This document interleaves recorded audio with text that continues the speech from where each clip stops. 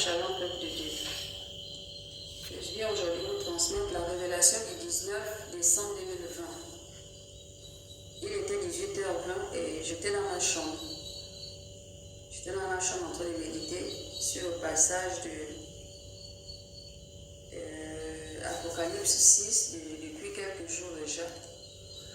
Et c'est alors que ce soir-là, l'ange de l'Éternel est arrivé et il m'a dit, prends un stylo et une feuille pour noter ce que tu entendras et verras. Et c'est alors qu'il m'a dit donc d'ouvrir le passage d'Apocalypse 6.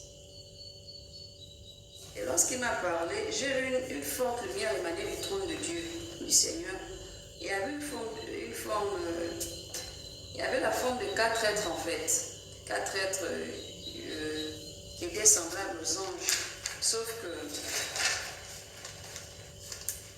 Sauf qu'ils avaient un aspect redoutable. Et la gloire de Dieu les couvrait en fait. Ça m'empêchait moi de bien les identifier. C'est comme vous voyez quand une forte lumière vous frappe au visage et la forme, vous voyez que la forme d'une personne dans cette forte lumière là, vous êtes incapable d'identifier le visage, la personne elle-même en fait. Vous voyez juste la forme. Mais dans mon esprit, je percevais en fait qu'ils étaient très redoutables. Donc pendant que j'étais en train d'observer cette scène, j'ai entendu une grosse voix tonner avec autorité. Et cette voix a dit, viens. Aussitôt, j'ai vu un cheval blanc. Et ce cheval blanc était, en fait, il était très grand et il y avait un cavalier qui le montait en fait. Ce cavalier était vêtu d'une tunique blanche. Et lui aussi, c'était un personnage de grande stature. Et il avait une couronne en or autour de sa tête. Donc sa robe, sa chevelure et sa barbe, tout était blanc sur lui. Et ce cavalier et son cheval, tous les deux avaient le même regard. Ils avaient un regard vide en fait. Ils avaient un regard vide et ils venaient en direction de la terre. Et lorsque l'un des 4 êtres vivants l'a appelé, il s'est précipité comme s'il attendait ce moment-là depuis fort longtemps. Donc ce cavalier blanc, il avait une arc à la main. Et derrière son dos, il y avait, je ne sais pas si c'est ce qu'on appelle un carquois. C'est la chose sur laquelle on met les flèches là. Et lorsque on est en face de son ennemi, on prend la flèche, on tire l'arc. C'est ce qui était sur son dos. Et il avait un pouvoir en lui qui lui donnait le droit légal en fait pour vaincre ceux qu'il venait attaquer. Vu qu'il avait en fait, il a volé le monde des hommes en fait, entre les mains des hommes. Et dès qu'il est sorti, il a commencé à flécher les hommes, les femmes, les enfants. Et il se met par ces flèches-là, l'amour du péché, la volupté, le chaos, le mensonge, l'amour des choses terrestres, le dégoût de Dieu et enfin la mort. Toutes ces choses-là produisaient finalement la mort. Et pour une deuxième fois, j'ai encore entendu une voix qui a dit, viens. Et cette voix qui a dit, viens là, elle a dit avec une autorité. Et c'était comme si c'était le bruit des eaux en fait qui tonnaient. Et lorsque la voix a encore appelé, une autre voix encore appelé, viens pour une deuxième fois, j'ai vu un autre cheval. Celui-là, il était roux. Et le cavalier qui le montait aussi était roux. Et il était vêtu de la manière des soldats, un peu comme des soldats de l'Antiquité là. Tout était roux sur lui en fait. Du casque jusqu'au soulier de guerre, c'était roux. Tout était roux sur lui, exactement comme son cheval. Le cheval aussi était roux. Et ils avaient l'aspect d'un cheval et d'un homme dont on a arraché la peau en fait. Vous voyez un peu quand on arrache la peau à quelqu'un, la couleur des muscles en fait. C'est la couleur rouge là, le roux là en fait. Donc ils étaient comme ça. Donc vraiment ils étaient affreux à voir. C'était affreux à voir. Et j'ai vu un ange assoiffé de frapper la terre à cause de ses abominations dont elle ne veut pas se repentir. Cet ange-là, je l'ai vu remettre donc une grande épée à ce cavalier. Et aussitôt que ce cavalier a pris l'épée, il a chevauché son cheval en la pointant en direction de la terre d'où il était en train de venir. À vive allure. À vive allure. Donc, alors qu'il chevauchait à vive allure, il y avait un feu en fait au-dessus d'eux. Et il traînait donc ce feu-là. Ce personnage, en fait, je l'ai vu jeter le trouble sur la terre. Il a jeté le trouble, la dissolution, les divisions, les cercles, la haine, les révoltes. Et il fait que la moindre petite erreur de ton frère, la moindre petite erreur d'un frère puisse tuer son frère. Exactement comme la Bible nous le dit. Des gens de la même famille se haïssent à mort. Il fait couler le sang comme jamais auparavant. Sa mission, c'est de faire couler le sang, de tuer en masse.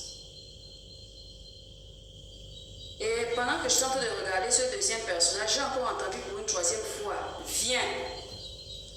Et là, j'ai vu un cheval noir monté par un cavalier noir, tout noir. Et il avait une balance dans sa main droite. Lorsqu'il est apparu, il s'est d'abord arrêté comme pour attendre des instructions. Et un ange se tenait devant lui à quelques distances et il lui parlait. Et l'ange lui disait de ne pas toucher à tous ceux qui ont sur eux le sceau du Saint-Esprit et la marque du sang de l'agneau. Et le cavalier a élevé sa balance en direction de la terre où il venait aussi à vive allure. Je l'ai vu répandre en fait la famine, les disettes, comme lorsqu'on jette la poussière en l'air. C'est comme ça qu'il répandait ça. Et les gens tombaient et mouraient à cause de la faim. Et il a aussi semé l'avarice. L'avarice, beaucoup de gens deviendront avares. Il a aussi semé l'égocentrisme, l'égoïsme, le mépris, les trahisons. Pour avoir à manger, il faut trahir son frère de sang. C'est à ce degré, c'est à ce niveau que les choses vont tourner en fait. C'est cette tournure que les choses vont prendre malheureusement, même dans le corps de Christ. Ce dont l'ange avait parlé n'était pas affecté par ces fléaux-là. Ceux qui avaient été marqués par le sceau du Saint-Esprit et le sang de l'agneau n'étaient pas marqués par ces fléaux. Ces fléaux-là passaient outre, en fait, ça ne les touchait pas. Et j'ai regardé encore, quand j'ai entendu une quatrième fois, viens. Et à ce moment-là, il y a eu un grand bruit, comme un fracas en fait. Et comme vous voyez un peu quand un caterpillar écrase un immeuble, c'est ce grand bruit-là qu'il y a eu. Et au-delà de ces bruits, j'ai vu un cavalier à l'aspect vraiment étrange sur un cheval. Et sa couleur était comme très pâle, décolorée, comme quelque chose qui se décompose, en fait, la couleur de quelque chose qui se décompose. C'est vert qui tend vers le pâle, c'était un peu difficile à décrire, une couleur pâle en tout cas. Je ne sais pas comment vous la décrire. Quelque chose de décoloré, en fait, quelque chose qui avait une couleur et qui se décolore en fait, qui tend, voilà un peu. Et ils étaient deux. Ils étaient deux, comme quand quelqu'un est sur le point de mourir.